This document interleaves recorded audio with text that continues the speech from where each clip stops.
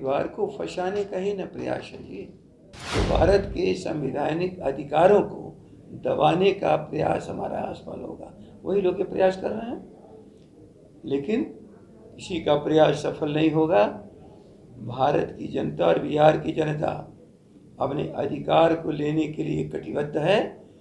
उस अधिकार को जो भ्रमित करना चाहते हैं वो सभी लोग असफल रहे हैं। नीतीश कुमार लोगों को भ्रम बना रहता है और सबके भ्रम टूट चुके हैं। अब ये समाप्त होते चले जा रहे हैं और प्रधानमंत्री एक अवगुणी व्यक्ति को उस कुर्सी पर प्रचार तंत्र और इस देश के धनाढ्य अरबपति खरबपतियों ने मिलकर के बनाया था, वो भी अपनी पूंजी वसूल चुके हैं। अब मुझे लगता है ये सबके लिए बेकार हो चुके हैं। नमस्कार, मेरा नाम प्रेम है और आप लाइव स्ट्रीम देख रहे हैं। तेजस्वी यादव बिहार के उप मुख्यमंत्री कल अपने पार्टी के कई नेता के साथ बैठक की। किन मुद्दों को लेकर बात हुआ, क्या क्या निर्देश दिए गए, सब कुछ बता रहे हैं आरजेडी के प्रदेश अध्यक्ष जगदानंद से। क्या कुछ कह रहे हैं, ठीक देखिए आप इस वीडियो में।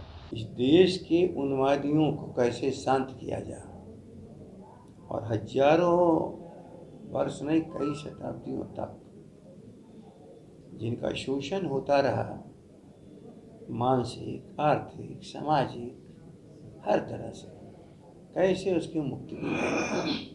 एक तरफ चल रहा है कि गुलाम बनाए रखने की साजिश और दूसरी तरफ चल रहा है आज़ादी के मूल्यों को जिसे समाहित किया गया था भारत के संविधान में, उसकी रक्षा करते हुए हर जन के लिए कल्याणकारी कार्य कैसे किया जाए। उनके भीतर सामाजिक चेतना, आर्थिक बराबरी के लिए उनके भीतर प्रयास करने के लिए प्रतिभा का प्रत्यारोपण कैसे किया जाए, उनके हक को कैसे दिलाया जाए।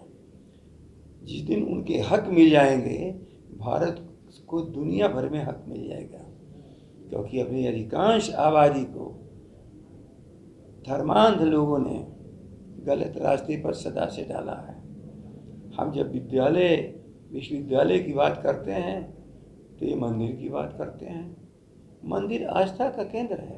ये पूर्ण व्यवस्था के लिए यदि हमारी शिक्षा ही खत्म हो गई, कमजोर और गरीब अपड़ रह गए, अज्ञानी रह गए, तो भारत के दिए हुए संविधान में अधिकार प्राप्त करने का उनका प्रयास ही असफल हो जाएगा। इसलिए दिग्भ्रमित लोगों को सही जगह पर खड़ा करने का लालू प्रसाद जी ने प्रयास किया था, मेहनत किया था, प्रयास किया था अपनी सरकार में। वो महात्मा गांधी, अंबेडकर, डॉक्टर राम मनोहर लोहिया का विचार था, जिसके लिए कर्पूरी ठाकुर ने आजीवन प्रयास किया, जिसके लिए लालू जी सब कुछ आज बर्दाश्त करके भी उस संघर्ष के लिए खड़े हैं। और पूरी राष्ट्रीय जनता दल कैसे इस काम को सफल करे, कल यही उप मुख्यमंत्री जी के साथ दल के साथियों की बैठक। गणना तो एक विषय है, जनगणना से हमारी संख्या का पता लगेगा, उसमें किसी को क्या एतराज है। लेकिन यहीं पर सबसे बड़ा सवाल है, जनगणना का विरोध कौन कर रहा है? वो विरोध कर रहे हैं कि सभी संख्या यदि बाहर आ गई सबके सामने, तो भारत के संवैधानिक अधिकारों को दबाने का प्रयास हमारा असफल होगा। वही लोग ये प्रयास कर रहे हैं, लेकिन किसी का प्रयास सफल नहीं होगा। भारत की जनता और बिहार की जनता अपने अधिकार को लेने के लिए कटिबद्ध है। उस अधिकार को जो भ्रमित करना चाहते हैं वो सभी लोग असफल रहे हैं। नीतीश कुमार काम हो गया। ये कोई विषय है जी? 2000 का नोट जो छापा वो बंद कर दिया। उस बार और इस बार में जरूर एक अंतर मेरा व्यक्तिगत रहा है, उसमें आम आदमियों को लाइन में खड़ा कर दिया गया। इसमें केवल उन्हीं लोगों को कहा गया है जो 2000 रुपये का नोट रखे हैं। मैं नहीं समझ रहा हूँ कि बहुत बड़ा विषय है, ये छोटा विषय है। इस भारत में जब सभी पैसा रखने वाले, चाहे वो 10 रुपया के हों, 5 रुपया के हों, 100 रुपया वाले हों, जितने लोग हों, 500 तक के सभी नोटों को ख़त्म कर दिया गया। वो नोट आम आदमियों के पास था और उस दुर्दशा का शिकार पूरा भारत हुआ। अर्थव्यवस्था हमारी बिगड़ गई।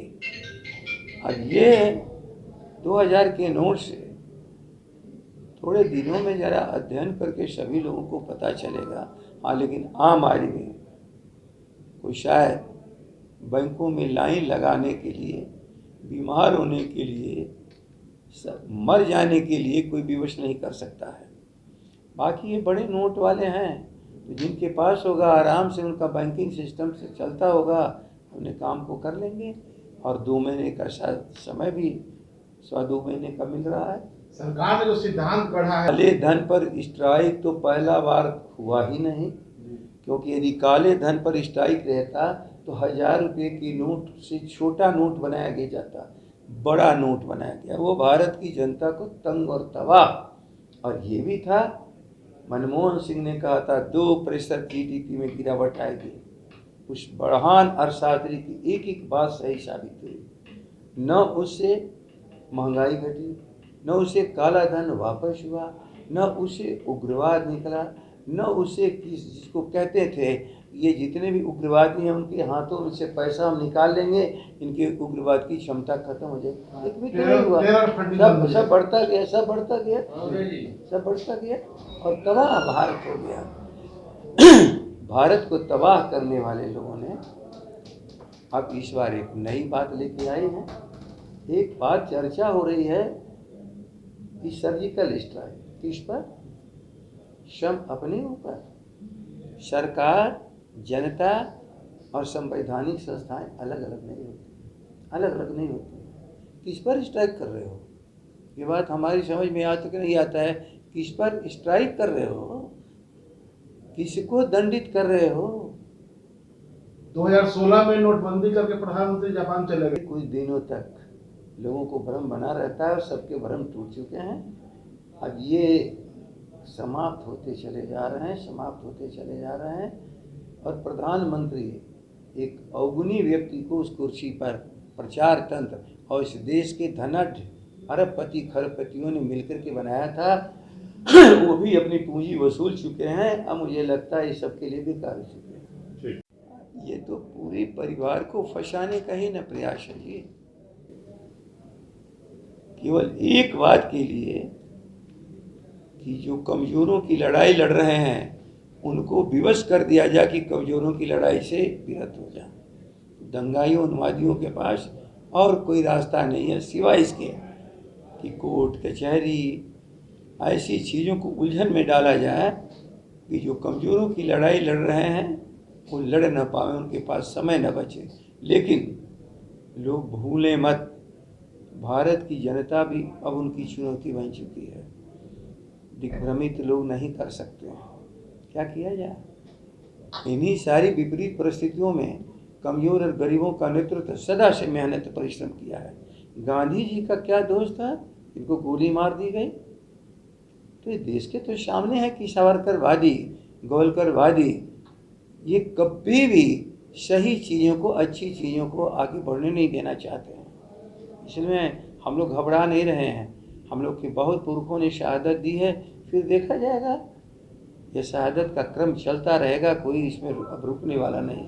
तो अभी आप आरजेडी के प्रदेश अध्यक्ष जगदानंद सिंह को सुन रहे थे। तमाम चीज़ को लेकर बता रहे हैं कि किन मुद्दों को लेकर बात किया गया। और उतना ही नहीं, देखिए जगदानंद सिंह अब खुलकर बोल रहे हैं कि जब नीतीश कुमार बीजेपी के साथ थे तो बीजेपी के लोग नीतीश कुमार के साथ किस तरीके का काम किया वो भी बताएं। पर अब नीतीश कुमार उन लोग से अलग हो गए हैं, देश के लिए पूरा प्रयास कर रहे हैं। तो अब उन लोगों को दर्द क्यों हो रहा है, क्या कुछ कर रहे थे आरजेडी के प्रदेश अध्यक्ष जगदानंद सिंह, वो आपने सुना। बाकी की तमाम खबरों के लिए बने रहे लाइव सिटी के साथ। लाइव सिटी को सब्सक्राइब नहीं किया, सब्सक्राइब कीजिए और फेसबुक पेज को लाइक करना बिल्कुल न भूलें। धन्यवाद।